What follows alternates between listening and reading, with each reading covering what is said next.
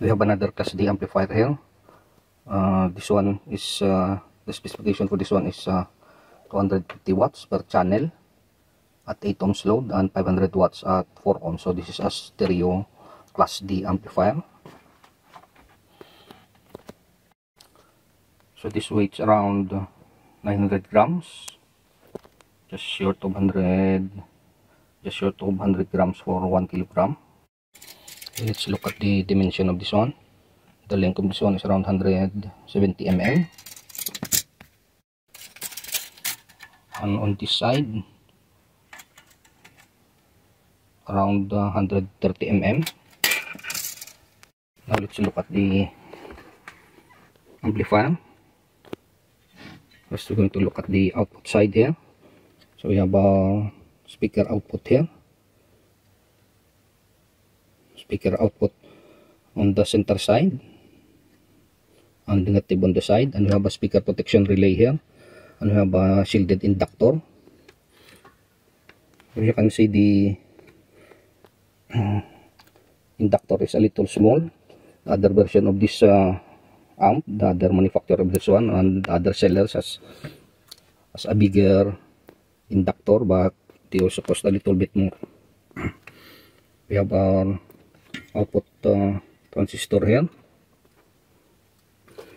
These two are the rectifier on the secondary side. We have our primary driver here, and it looks like you have a temperature sensor here. It says 85 degrees centigrade bolted directly to the heatsink. And you have our PWM chip here. It looks like they erase some of the markings on the chip, so it's a little bit hard to read.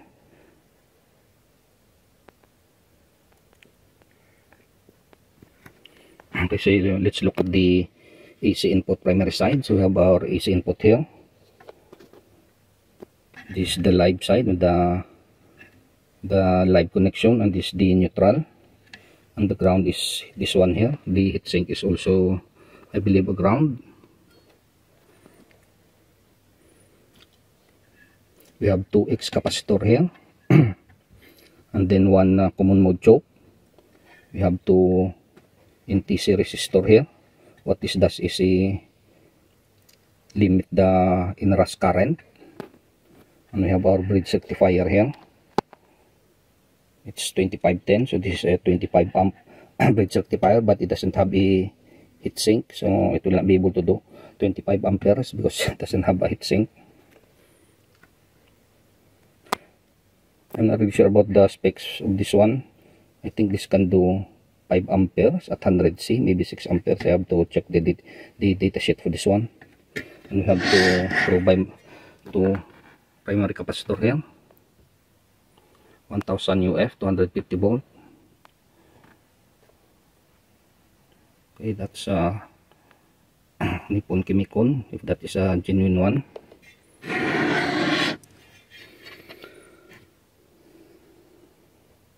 And we have a 115 volt switch here.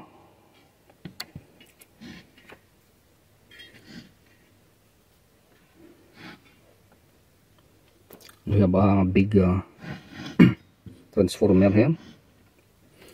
Now let's look at the output.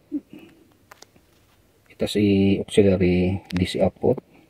So we have a dual 15 volts output here.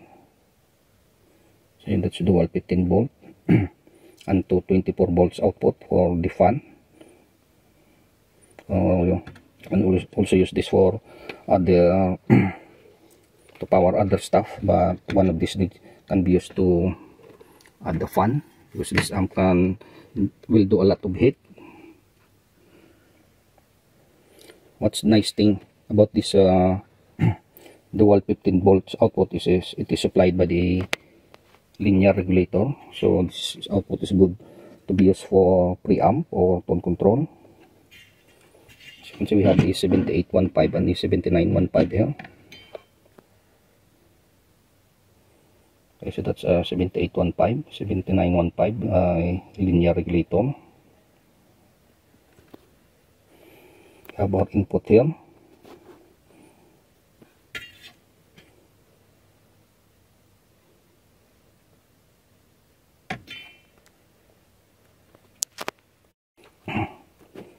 about secondary filter capacitor here. It's 1000 UF. Yes, these are 1000 UF capacitor, and these are 100 volts capacitor. So what's the capacitance for this? Okay, so these capacitors are 1000 UF, 100 volt, made by Changsin. This is the underside of the board. By the way, this board does not come with the spacer. The spacer are not included. I fitted this one.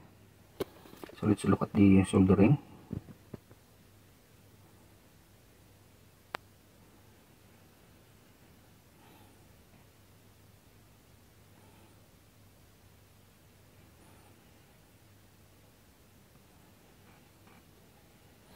So that's the soldering job. It's typical. Okay, this is the primary filter capacitor. It's 250 volt, 1000 UF, and there's two of them. The rating is 250 volt, and this board is configured for 220 volts. So this capacitor is working in series. The power supply of this board, when configured in 110 volts or 120 volts, this capacitor works as a voltage doubler, because this the power supply of this does not have a PFC or power factor correction. So this is the board there. It cost about 53 pounds, 70.90. Comes with free shipping. Remember that the price here does not include tax, so you have to pay tax on top of this one.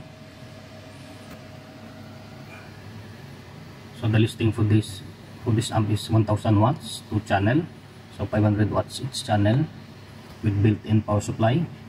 This is the specs of the amp: 270 mm long, 130 mm wide, 50 mm high, height, 500 watts per channel, 4 ohms, it says RMS, and 250 watts RMS, 8 ohms.